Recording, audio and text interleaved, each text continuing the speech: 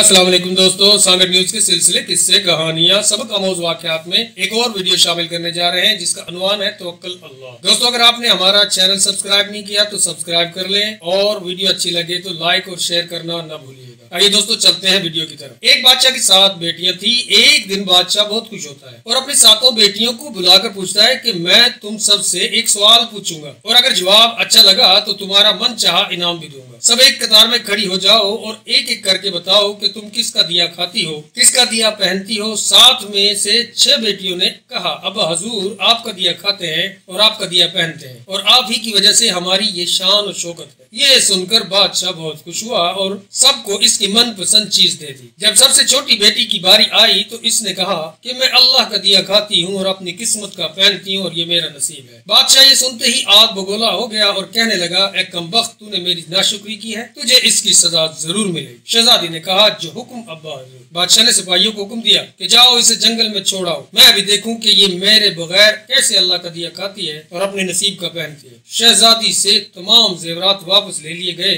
और खस्ता हाल कपड़ों में बगैर किसी साजो सामान के बादशाह के हुक्म के मुताबिक जंगल में तना छोड़ दिया गया। लेकिन शहजादी बहुत मुतमईन थी और तवक्कल अल्लाह थी कि जो इसने रिस्क और ऐश इशरत मेरे नसीब में लिखी है वो मुझे जरूर मिलेगी। सब सिपाही शहजादी को छोड़कर वापस चले जाते हैं। शहजादी जंगल को देखने लगी। चारों तरफ दरख्त ही दरख्त और दोपहर से शाम होने वाली थी कि शहजादी ने सोचा क्यों ना कुछ लकड़ियां जमा कर लूं ताकि रात को आग जलाऊं, फिर कोई जंगली जानवर पास नहीं आएगा और रात भी गुजर जाएगी। शहजादी जंगल में लकड़ियां ढूंढने चल पड़ी। इसकी नजर एक झोपड़ी पर पड़ी जहां बाहर एक बकरी बनी हुई थी और अंदर से खांसने की आवाज आ रही थी। पहले तो शहजादी बहुत हैरान हुई कि इतनी वीरान जगह पर झोपड़ी। जब वो झोपड़ी के अंदर दाखिल होती है तो क्या देखती है कि एक बूढ़ा ज़ईफ एक चारपाई पर लेटा है और खांसते खांसते पानी पानी पुकार रहा है। शहजादी इधर उधर देखती है तो कोने में एक पानी का घड़ा पड़ा होता है। वो गिलास में पानी भरकर बूढ़े ज़ईफ को पिलाती है और झोपड़ी की साफ सफाई करती है। इतने में बूढ़ा ज़ईफ शहजादी से पूछता है कि बेटी तुम कौन हो और इतने बड़े जंगल में तुम अकेली क्या कर रही हो। तब शहजादी से बताती है कि वो यहाँ तक कैसे पहुँची। बूढ़ा ज़ईफ इसे झोपड़ी में ही रुकने का बोलता है और कहता है कि मैं शहर में काम करता हूँ, सुबह शहर चला जाऊंगा और 8 दिन के बाद आऊंगा। तुम यही रहो और झोपड़ी में खाने का सामान है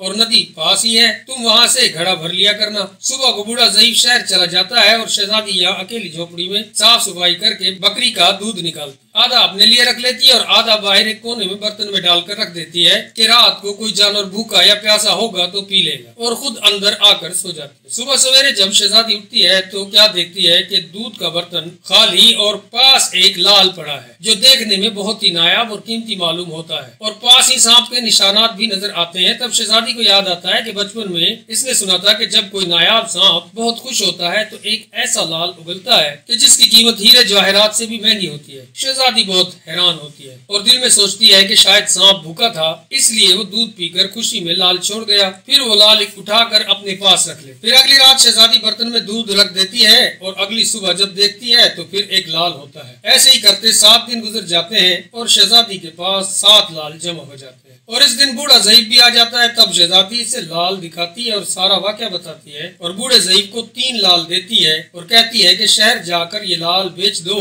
और आते वक्त अपने साथ महल बनाने वाले मजदूर लेकर आना। बाकी 4 लाल शहजादी अपने गले में माला के तौर पर पहन लेती है और कुछ ही महीनों में जंगल में एक आलीशान महल तैयार हो जाता है जिसमें बूढ़ा ज़ईफ और शहजादी रहने लगते हैं। ऐसा खूबसूरत महल जिसमें हर आराइश, नौकर चाकर, दुनिया की तमाम नेमतें मौजूद होती है। शहजादी जंगल में लकड़ी की फैक्ट्री लगा देती है जिसमें गरीब काम करते हैं और उनकी रोटी भी चलती रहती है। देखते ही देखते जंगल शहर नुमा बन जाता है और दूर दूर तक धूम मच जाती है कि शहजादी बहुत रहमदिल है। यह खबर ऐसे ही बादशाह तक पहुंचती है तो बादशाह के दिल में इश्तियाक होता है कि देखूं तो सही कौन से मुल्क की शहजादी है जिसकी इतनी तारीफ है। बादशाह अपने सिपाहियों के हाथों पैगाम भेजता है कि वो शहजादी से मिलना चाहता है। यहाँ शहजादी के सिपाही जब शहजादी को बताते हैं तो शहजादी ये हुक्म देती है कि बादशाह सलामत एक ही शर्त पर मुझसे मिल सकते हैं कि वो अपनी तमाम बेटियों के साथ आए। सिपाही जाकर बादशाह को पैगाम दे देते हैं। एक दिन बादशाह अपनी तमाम बेटियों के साथ शहजादी के महल जाता है। शहजादी उन सब से मिलती है, चेहरे पर निकाब करके और उनके लिए 7 रंग के खाने पेश करती है। और हर खाने के साथ इसी रंग का जोड़ा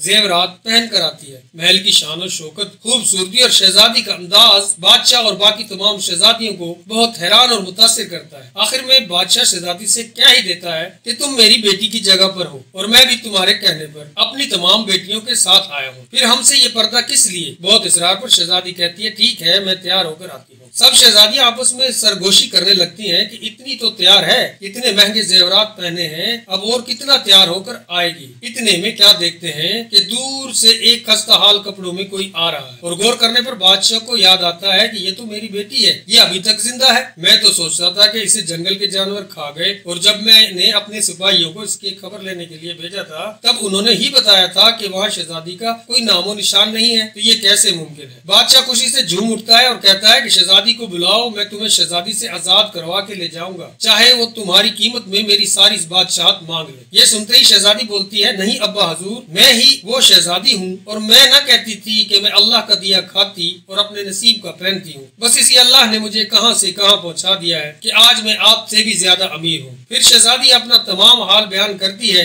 कि वो इस मुकाम तक कैसे आई और दिखाती है अपने गले की माला जिसमें अभी भी 4 लाल मौजूद होते हैं। ये बात सुनते ही बाकी तमाम शहजादियां दिल में रश्क करने लगती हैं और सोचती हैं कि ऐ काश हमने भी तब यही कहा होता कि अल्लाह का दिया खाती है और अपने नसीब का पहनती है। दोस्तों, इस कहानी से हमें सबक मिलता है कि हमेशा अल्लाह की जात पर यकीन रखो, वो जिस हाल में भी रखे हमेशा शुक्र अदा करो, वो जात तुम्हें कभी अकेला नहीं छोड़ेगी। दोस्तों, हमारी वीडियो अगर आपको पसंद आई हो तो लाइक और शेयर करना ना भूलिएगा और अगर हमारा चैनल सब्सक्राइब नहीं किया तो सब्सक्राइब कर लें। इजाजत चाहते हैं, मिलते हैं एक नई वीडियो के साथ, तब तक अपना ख्याल रखिएगा। अल्लाह ने के बाद।